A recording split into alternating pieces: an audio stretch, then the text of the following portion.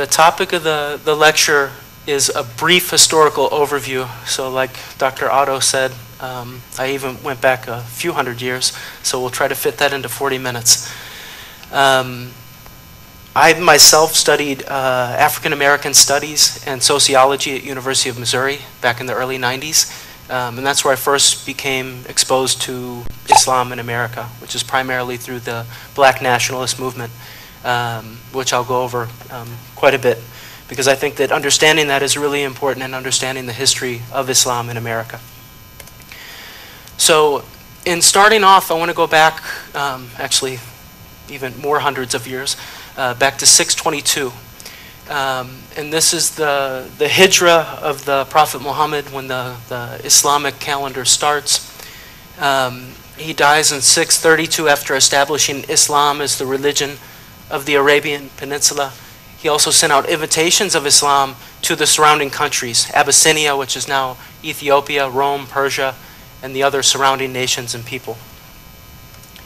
The Caliphate, or sometimes you'll see pronounced or spelled out Caliphate in Western literature, is established with his pious companion Abu Bakr. Okay, so this he's considered the first of the 4 righteous caliphs or legitimate caliphs. The Prophet Muhammad said something pretty interesting. 3 generations from me, you'll no longer be of me. And what he was foretelling is the degradation of Islam.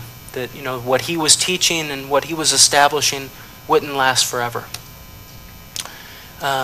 So moving on with, after Abu Bakr died, the first Khalifa, the second Khalifa, Umar ibn Khattab, who was also another very close companion of the Prophet Muhammad, he's murdered, as is the third Khalifa, Uthman. So there was already quite a bit of turmoil and dissension from within. This is where the Shia sect is born, where basically there's an argument that starts very early on as to who should have been the first Khalifa. There was a group that thought that that should have been Ali because he was blood relation to the Prophet Muhammad. The Prophet Muhammad's words to Uthman, who wound up being the third Khalifa, was that God was going to grant him a robe. The hypocrites would try to snatch it from you. This was a prophecy about him being given the power of Caliphate, but you must never part with it. So he was murdered, but before he did, this was his statement. If you succeed in killing me, you shall never be able to remain united, nor able to offer your prayers, nor face the enemy in unity. And so this is what we see. At first, the first couple centuries of Islam, you see this rise and great, what is considered the golden era, where you see education, scientific progress, commerce, exploration, a general peace in the Muslim world. And then you start to see the ascent of empires and worldly caliphate. That's where I'll start pronouncing the caliphate, because that's more of what it was. It was basically very opulent. It was in some ways power hungry. You know, there were different caliphs who were to different levels of following Islam. Some were just called caliphs in title only. So you had corruption, political infighting. And then the outside attacks and conquerors started. This was a foretold prophecy in Islam, that because they would leave their ways, much like the children of Israel, that they would have a rise and great kingdom, like in the days of Solomon and David, and then you would have a decline, and you would have basically those calling themselves Muslims, caliphs and whatnot, but weren't. So then you had the Crusades, the Mongols, the fall of Islamic Spain, and then this followed by an era of European colonization. So basically, by this time, around the 15th through 18th centuries, you have Islam basically in full decline and the beginning of European colonization of the Islamic world. And so this is the time of the developmental period of America.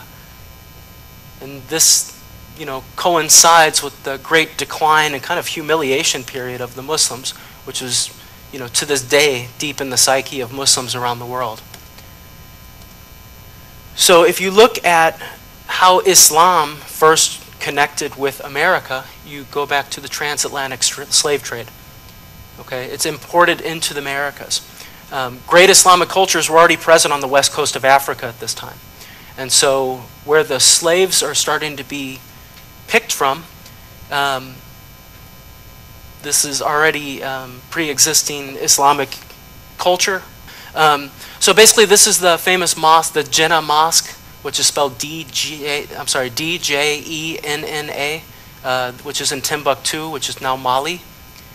And this is basically existing, hundreds of years back in the time of the transatlantic slave trade. This picture up here on the upper right, this is the North African countries, Muslim countries, and the trade routes and how they reached down into Western Africa. So Islam had spread this area, and then the map down here in green is the existing Muslim countries, which are either Muslim majorities or Islam is the major religious minority. So Mauritania, Senegal, Morocco, what is now Sierra Leone, Guinea, Nigeria, Ghana. These are basically all Muslim countries. And this is basically where African slaves start coming from. The previous slide, I'll just mention it. Experts debate on it. Somewhere between 15 and 30%, they think, of the slaves taken from the west coast of Africa were Muslim. So that would probably, by the best guesstimations that I've seen, different experts claiming different things, of course, somewhere in the hundreds of thousands, if not millions, of the original slaves brought to America were Muslim. Here's a famous Muslim slave, Ayuba, which basically is the Arabic name for Job, Suleiman, which is Solomon, Diallo. Born 1701. He was basically from a wealthy family. He was enslaved on a business trip, brought to Maryland as a slave. He escaped, later set free, wound up in England where he published his memoirs. This is Yarrow Mahmoud, famous book written about him, From Slave Ship to Harvard. So basically he was taken from Guinea, enslaved in 1931, freed later. This was actually a portrait painted by a famous American portrait painter, Charles Wilson Peale. And it's an interesting story as his progeny wound up, I can't remember what great-grandson it was, but wound up graduated from Harvard.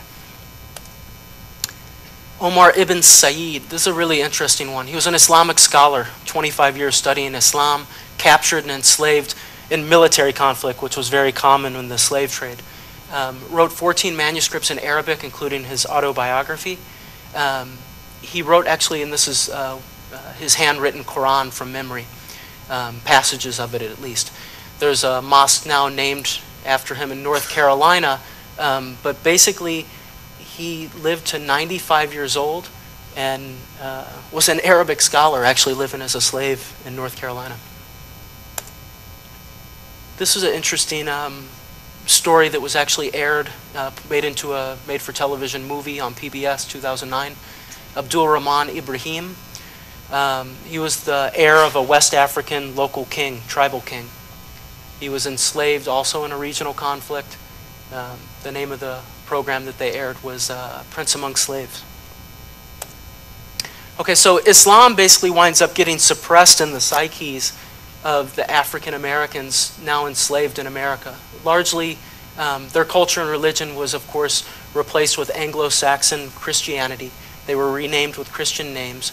But there are some interesting historical features that you see how things kind of lived on within their culture. Historians, mention that the slaves and their call and response, singing in the fields, and what Sheikh Hamza Yusuf calls Moroccan roll. There's a very interesting lecture online you can hear where he talks about the early origins of blues and rock and roll music that actually come from some of the Moroccan and Western African rhythms and things that are also resemble the Quranic recitation. So this later will become very important as African Americans primarily become the main vehicle for which Islam, starts to grow in America again later. Not much is recorded in this time period from 1800 to 1900. Small numbers of Muslims immigrate, but you're mainly talking about, a few South Asian and Turkish immigrants and other sporadic groups. They're largely absorbed into American culture. There's not a whole lot of recorded history as to them establishing anything, a mosque or anything like that.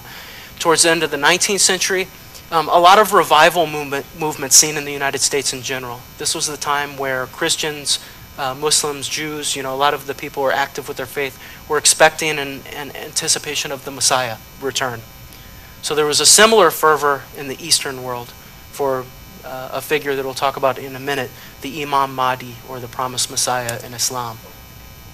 There's an interesting personality, Alexander Russell Webb. He was the consul to the Philippines. He converted to Islam in 1888. He wound up dying in New Jersey. Before he did, he actually represented Islam at the World Parliament of Religions, big conference in Chicago, 1893. He wrote some books, one of the main ones, Islam in America.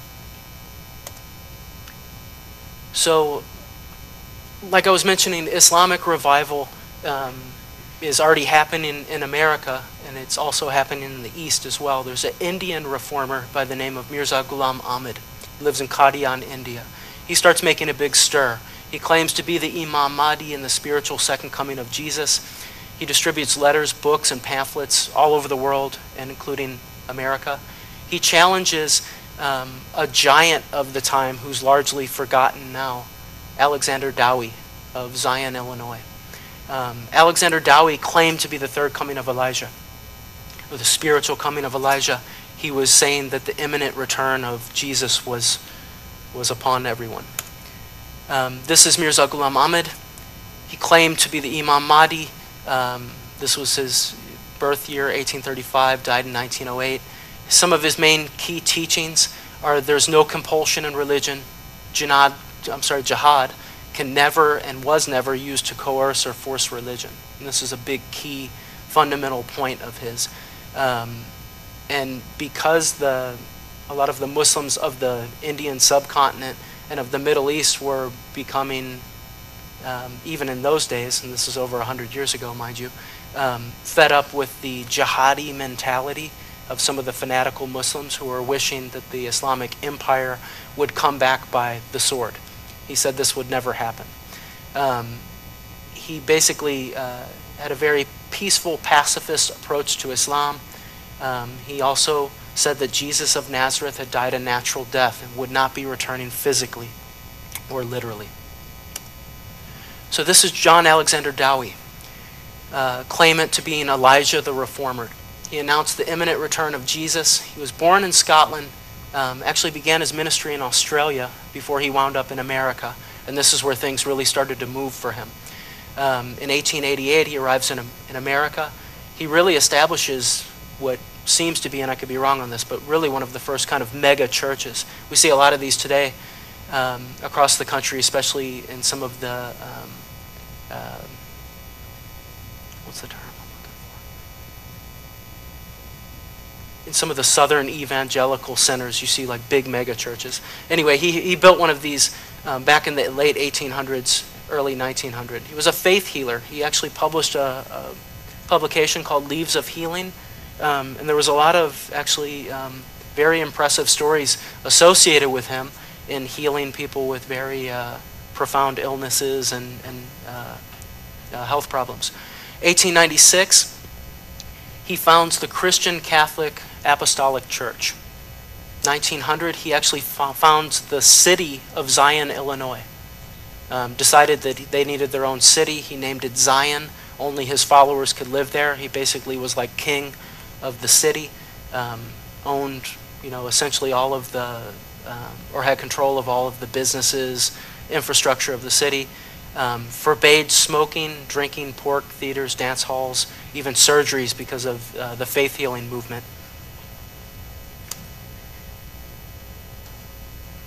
So this is a picture of his healing house in Chicago, center top. A couple people who documented to have been healed of different maladies. And this is his healing wall that he had in one of his churches. This is him standing down to the right. All of the people who have thrown away their crutches or different medical implements from being healed. This up here on the left is his congregation in Zion. which is a huge, actually pretty incredible church. He built it to the dimensions of Noah's Ark, upside down. It's really amazing. I saw it actually a couple times over the years when we visited Chicago. I went and visited Zion, but the church is actually upside down. It looks like the Ark upside down. It looks like a huge boat. It's pretty amazing. This is Madison Square Garden in New York that he packed full. This is Zion. This is Shiloh House, which enormous building, takes up an entire city block. It was a big healing house that he built in Zion. Okay, so this is where these two kind of collide. Dowie initially made these remarks of being Elijah, and he also, in some of his teachings, really started going after Islam, called it a false religion, and prayed openly that God destroy it and its followers.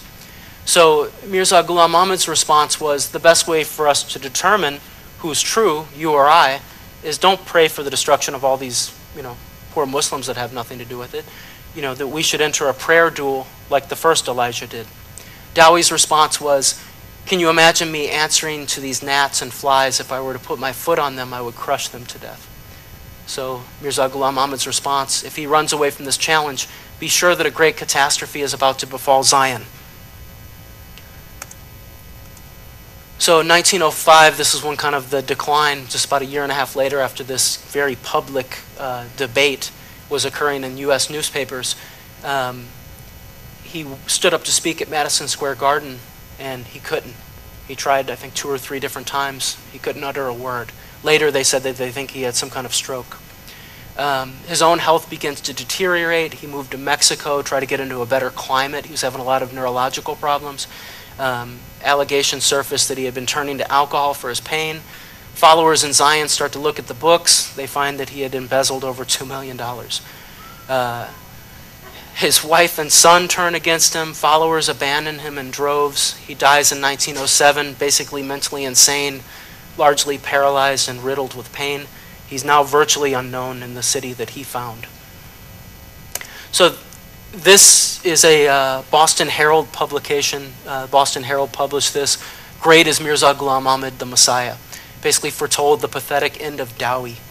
And so because this was a public debate, this kind of brings Islam into the public consciousness in the early 1900s. This is largely forgotten about. Really, to tell you the truth, the Ahmadi Muslims community, which I'm part of, is one of the only ones who have preserved this history.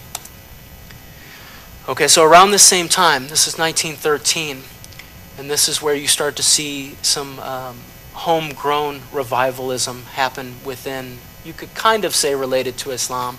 Moorish temple science was born. This is Timothy Drew, aka Noble Drew Ali. So Noble Drew Ali claimed to have been told by a Egyptian mystic that he was now the reincarnation of Jesus, Muhammad, Buddha, basically everyone, and that he was to start a revolution, and especially amongst the African Americans. Okay, and so he referred to them as Moors, and that's where Moorish temple science comes from. He also claimed they were descendants of the Moabites. Asiatics, he also is a term they used a lot. He also, this Egyptian priest supposedly gave him a lost section of the Quran, which they, to this day, call the 7-circle Quran. If you look at it, it's kind of a booklet of almost catechism for their teachings. Followers didn't have to follow all of Islam. They didn't have to pray or abstain from pork or really do anything Islam teaches. The religion wound up really kind of a mix of, there was a historical figure at that time also, Marcus Garvey. Okay, Marcus Garvey was a big part of the Back to Africa movement, and talked about African American self-sufficiency. It's a mix of Garveyism. There's a lot of Christian mysticism and terminology in their books. Islam, mysticism, black nationalism. He dies untimely death at the age of 43. Around this same time, this is when Mufti Muhammad Sadiq enters the United States. He's considered the first Muslim missionary to the United States from abroad. He arrives in the U.S. in 1920. He has some major problems with immigration. Actually, on the boat ride over, he converted, I think, 40 people on the, or 27 people on the boat. A very active, very actually charismatic person. Incredible speaker. He was actually a doctor of English back in India. When he arrives, he's basically jailed. They're very, at the immigration department, they're very, kind of unsettled by why he's there, and he's claiming to be a preacher and a missionary of Islam. So they basically hold him on the charge of not wanting him to spread teachings of polygamy or bigamy, which is against the laws of the United States and America. So he assured them that Muslims are to abide by whatever laws of whatever nation they live in, and that that's not a required feature of the faith of Islam. When he was actually detained, I think it was over 30 different people converted to Islam, so they kind of threw him out of the detention center. And he wound up in a couple Midwestern cities, New York, settled in Chicago, began to publish the first Muslim publication in the United States, the Muslim Sunrise, which is still published to this day, established the Sadiq Mosque in Chicago, had over 800 converts to Islam, and then departed in 1923. So a very fast and furious activity here for a few years, and then he leaves and goes back to India. And so the reason that I bring those up is because that's leads to what most people in the nation for well over half a century associated Islam with, which is the Nation of Islam. So this is Wallace. This is a picture provided by Nation of Islam that they always show of who they call W.D. Fard. So you see different aliases for him in the historical literature: Wallace Dodd Ford, David Ford L. He was basically a former follower of Noble Drew Ali and the Moorish Temple Science movement. So when that broke up in 1930, there was a lot of infighting on who would take control of that organization. He took a large, or at least some people with him, start preaching, rename themselves the Lost Found People of the Nation of Islam. Elijah Poole attends one of his meetings, becomes a follower of his. 1934, Fard disappears after several run-ins with the authorities. There's a lot of really sketchy information on it. Nation of Islam has their version, and then there's a handful of books that have been published on what really happened with Fard and who he really was, but he disappears. Elijah Poole now becomes Elijah Muhammad and the new leader of the Nation of Islam. Elijah Muhammad claimed afterwards, after Fard was gone, that he was God incarnate himself, which is a belief that couched in different language of the Nation of Islam today, they still essentially believe that. So this is Elijah Muhammad in his early days. This is in the 60s, and this is before his death. So the growth of the Nation of Islam, and I see that Dr. Otto wore his bow tie. It's very fitting that we're talking about this today. The key elements that attracted people to this are actually very powerful, and this is why you see it grow so quickly in the United States. It was essentially the self-betterment, self-respect, pulling yourself up by the bootstraps mentality from within. Build the black community from within, self-sufficiency, not wanting to rely on white America or charity to somehow bring African Americans out. So they started to teach self-respect, getting off drugs, alcohol, stop womanizing, women to dress and act with self-respect as well as the men. There were some, obvious icons, celebrity icons that also helped boost the Nation of Islam. Malcolm X, Muhammad Ali, obviously two giants in both charisma, speaking ability, and also, when you look at self-made in a lot of ways.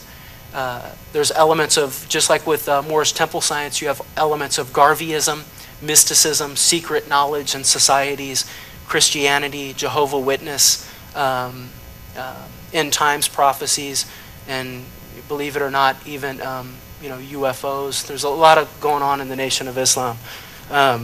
But a lot of that was actually kind of hidden knowledge that you didn't learn until you got in and then kind of went through different degrees of learning and understanding, much like Freemasonry or some kind of secret society. So there were some really concerning elements, which obviously created quite a stir in the United States. White man is the devil. This is one of the most famous of their tenets, and that was believed pretty literally. That wasn't metaphorically. This figure here, this is teaching they have to this day of Dr. Yaqub, that there was a kind of scientist, he was a black scientist who had created white people in a laboratory as a kind of degeneration of black people. As white is considered a recessive gene, this was the mentality that only African Americans, being the original man on earth, that whites had to come from him, and that he was basically like a degeneration and literally a devil that was sent to try the people of black people in the world. So you have this black superiority complex. And you can see why it happens, because it's basically a rebound response, right? 400 years of denigration, slavery, basically being told you're inferior and less than. They basically rebound the other way. There was also a lot of separatism in the terminology. They were also had elements of Garveyism too, which Marcus Garvey was at one point very big on a Back to Africa movement, and that's part of how Sierra Leone wound up being formed. So I'm going to start going a little quickly. This is Malcolm X, his before and after. His mugshot basically came from pimp and hustler, street thug. Went through a conversion in prison, which is very common. Nation of Islam. Became an incredible speaker. If you haven't seen him speak, you really, even his early speeches when he was with a lot of the anti-white rhetoric, still incredibly impressive. So he started having trouble with the Nation of Islam. And I'm going to start flying through this just to get through everything. But he essentially finds out Elijah Muhammad is having illegitimate kids. And when he approaches him about it, after just being in agony about it for weeks, if not months, Elijah Muhammad admits it and basically starts rationalizing why he should be able to do it, considering his position. So he basically, shortly after this, Malcolm is silenced by the Nation of Islam after he made some insensitive remarks after the death of John F. Kennedy. And during his silence, he breaks from the Nation of Islam. He goes and takes his Hajj. He was already starting to be influenced by true teachings of Islam behind the scenes. He went and took his Hajj, really has a personal transformation. Converts to Orthodox Islam, has a huge ideological shift, comes back and says he's had it all wrong and that the racist philosophies of the Nation of Islam are not right. He doesn't believe that the white man is the devil, all sorts of things like this. He's assassinated shortly after, which leaves people in the nation and outside of the nation pretty stunned, especially in African Americans. Big changes for the Nation of Islam. This is Wallace Dean, who is Elijah Muhammad's son. He takes over after his father dies. Okay, so he's been educated. He was actually imprisoned for 14 months for not entering the Vietnam draft. 14 months he studies the Quran, and he comes out and he basically denies W.D. Fard's divinity. His father actually excommunicates him 3 times before he dies. So when he dies, he takes over, starts making big changes in Nation of Islam. He starts trying to line it up with Islamic teaching and practice. He rejects his father's racism. He's renamed Warith Deen Muhammad. This is him before his death. He's actually responsible for the biggest mass conversion of Muslims in the United States. This is Farrakhan, Louis Farrakhan. He starts pushing back, doesn't like the direction, as a lot of people don't in the Nation of Islam. He revives them and basically restarts it all on the same old tenets.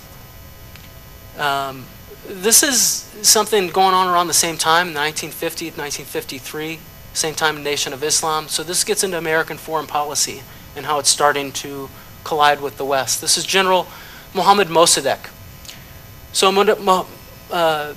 Mossadegh was basically the democratically elected prime minister of Iran from 51 to 53. Before that, he was a parliament member. he really pushed for the oil of Iran to be nationalized. And this really rubbed Great Britain the wrong way because they're the ones who had the control of the oil. He was called the Man of the Year, Times Man of the Year in 1953. Then enter Operation Ajax. This is John Foster Dulles, CIA director. Kermit Roosevelt, who was actually sent to be in charge of Operation Ajax to Iran. And it's basically a coup d'etat. They overthrew Mossadegh because he was trying to nationalize the oil fields. They essentially had him arrested. New York Times published the CIA documents. And then they installed the Shah, which set up one of the most brutal secret armies, Savak, that basically crushed any kind of dissent. So he was considered, a puppet of the West. This leads to the 70s of Iran, the rise of Ayatollah Khomeini, the Iran terroristic acts. There's a lot of blowback happening now in the Muslim world because they're starting to realize what happened. And this is what leads to the rise of fanatic Islam in Iran. And I threw a picture of Lou Alcindor, who later became Kareem Abdul Jabbar. Because in the 70s, the Americans are getting a lot of mixed messages. They are hearing about Nation of Islam, black nationalism, which is coming out of the 60s. And you've got these athletes and these kind of national icons like Muhammad Ali and Lou Alcindor converting to Islam. You've got the Munich terrorism that happened at the Olympic Games. That's the famous picture in the center, where basically Palestinian terrorists basically kidnapped Israelis at the Olympic Games. You have the Iran hostage crisis. So basically, fanatic students storm the U.S. Embassy, take 52 hostages. This goes on and on for about a year and a half. They're demanding the return of the Shah, who was in the West. They wanted to execute him. They wanted an American apology for interference in the Iranian affairs, and they wanted the release of billions of bank assets that had been seized. And so this led to, obviously Americans were upset that 52 of our own were essentially held hostage for a year and a half. This is when things got really bad. I remember this when I was a kid. I was born in '72, and I remember there was actually a song on the local radio in St. Louis where I was from, to the tune of Barbara Ann by the Beach Boys, which was Bomb, Bomb, Bomb Iran. And so it was pretty intense. And I remember being, kind of scared and concerned about it, even, being a young kid, but not really understand what was going on. So the U.S. response basically was arm Saddam Hussein to the teeth and resulted in the Iran-Iraq War between 80 and 88, which essentially is the longest, bloodiest conventional war of the entire 20th century. Basically 2 million people were slaughtered. CIA, its own estimates say that 50,000 were dead from Iraq's use of chemical weapons. So you see how the seething anger and resentment is really starting to build in these areas on both of these sides as America was involved in things lead all the way back to the 1950s leading to these. This is the 80s. Our Muslim allies, this is a famous now picture of Ronald Reagan meeting with the Taliban. 1985, he said, "These gentlemen are the moral equivalent of America's founding fathers." So at the time, they were freedom fighting against the Russians.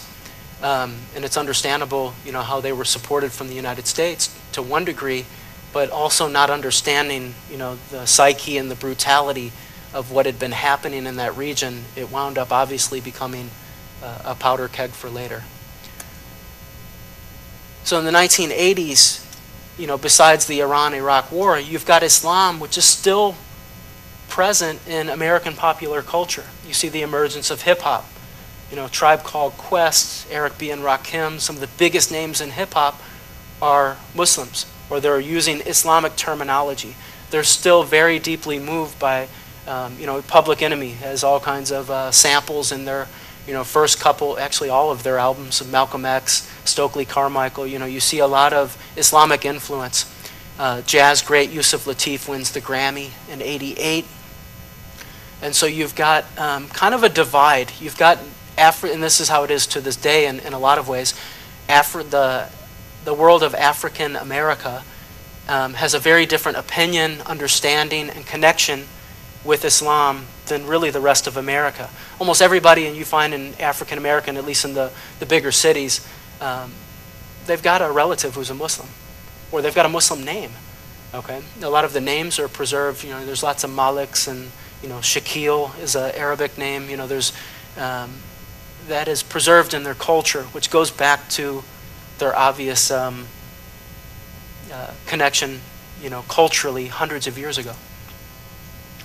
So in the 90s, you've got basically you've got the Gulf War I, you've got the ongoing kind of negative stereotype of Muslims, which was very much depicted in the movie True Lies, and this was kind of around the time, and this was actually one of the impetus for the birth of CARE, Council on American Relations, which started to speak out against these things, a political action committee of sorts.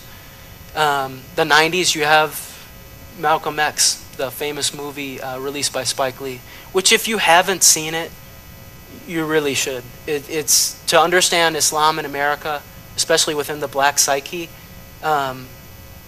It's called one of the top 10 movies of the 90s, and I think rightfully so. Whether you agree with, obviously Nation of Islam rhetoric or whatnot, it's an incredible story that I think gets to the heart of understanding Islam in America. You got Hakeem the Dream, right? So still, popular culture icons in America, helps lead the Dream Team to Olympic gold, 2-time MVP, and then this happens. Okay, so this is where things really change. Up till then, Islam is Islam and Arabs in general are kind of associated with terrorism, but I think most people don't really pay it any mind. It's not really on the radar. But when this hits, things change. They shift very drastically and deeply. And at first, there was some initial backlash, but there was also some important initial distinctions. So you've got some attacks that happen on Muslim, Arab, and Arab-looking Americans, which actually just happened a month or two ago in, outside Milwaukee, where you had the Sikh temple was attacked. And the Sikhs, they get it, really bad. They're not Muslims, and they're always getting attacked as Muslims. I feel bad for them, especially bad for them.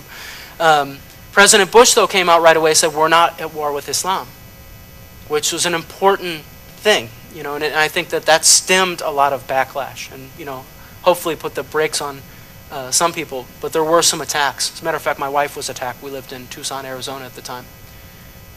Had her window busted out. Somebody threw a big rock at the car while she was driving. Pew polls show that Americans, right after 9/11 even, were relatively neutral about Islam. They didn't know anything about it. And they start looking into it. So interfaith dialogue started, which was good. Muslims became more active to explain their faith and condemn terrorism, which was good. But then you had these mixed messages happening. So you see on the right over here, you have Billy Graham with George Bush at the National Cathedral making interfaith prayers, and George Bush saying we're not at war with Islam. But then just a couple years later, Franklin Graham, Islam is wicked and evil. And then you have the rise of the American mullahs, I call them, the anti-Islam fanatics. Pamela Geller, Robert Spencer. I just wrote an article in the Muslim Sunrise a few months ago. It was published regarding him and his background. They're basically pseudo-scholars with axes to grind. Okay?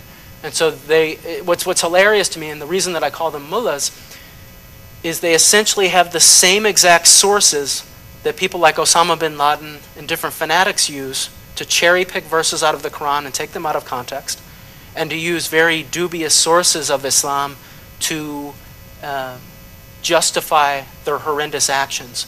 And so that's what they point to. They say, see, this is what Islam teaches. This is what their source text teaches.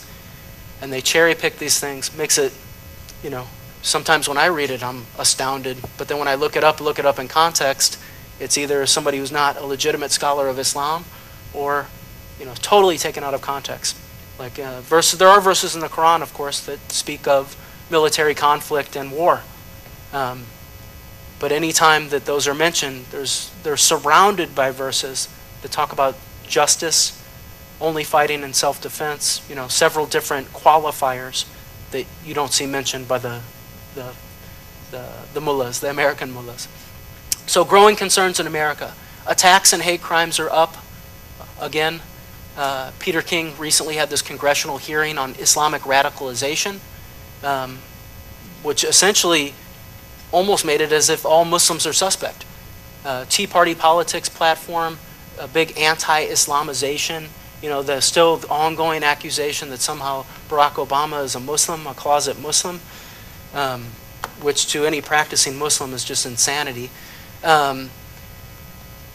Preemptive legislation against Sharia law, which has happened, I know, in Kansas, Oklahoma. I think about 14 different states have put laws on the books that Sharia can never be implemented in really any shape or form or used in legal decisions, which is really, I think, will wind up being a challenge to the Supreme Court, because it's very common for Jewish law or, you know, rabbinical law to be used in matters of, you know, divorce or, you know, different civil matters. There's graffiti on the Islamic Center in Orange County. This is mosques, actually an Ahmadi Muslim community mosque, $60,000 worth of damage last year in Chantilly, Virginia, about a week before it was to open. Here's the Islamic organizations in America. You have ISNA, Islamic Society of North America. About 27% of mosques are associated with it. ASM, American Society of Muslims. This was set up by Warith Deen Muhammad, formerly of Nation of Islam.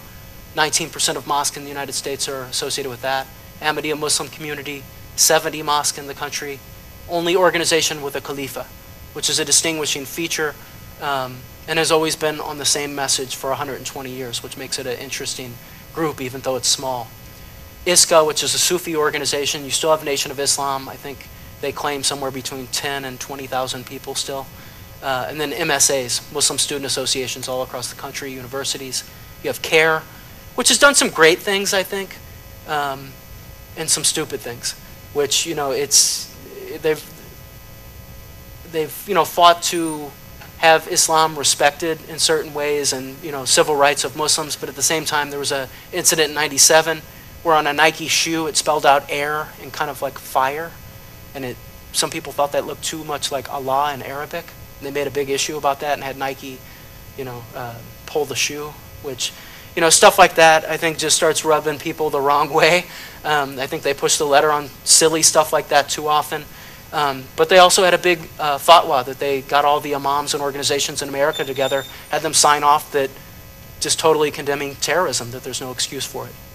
But recently there's, you know, they were called unindicted co-conspirators. Supposedly there were some ties to some of the money of CARE coming from or going to Hamas. And then you have IMPACT, which is like a smaller CARE. So I'm going to wrap this up real quick now. I'm actually a couple minutes over. This is the Islamic Center of Dearborn, Michigan, Shia. Dearborn, Michigan, out of 100,000 people, I think over 40,000 Muslim. This is the Ahmadi Headquarter Mosque in Silver Spring, Maryland. That's the Islamic Center, New York City. Muslim American milestones. Keith Ellison, U.S. Congressman, elected just a few years ago. Andre Carter, the second one. This is Keith Ellison swearing in on Thomas Jefferson's Quran. Not that he was Muslim, but he had a Quran. This is the Khalifa of the Ahmadiyya Muslim community.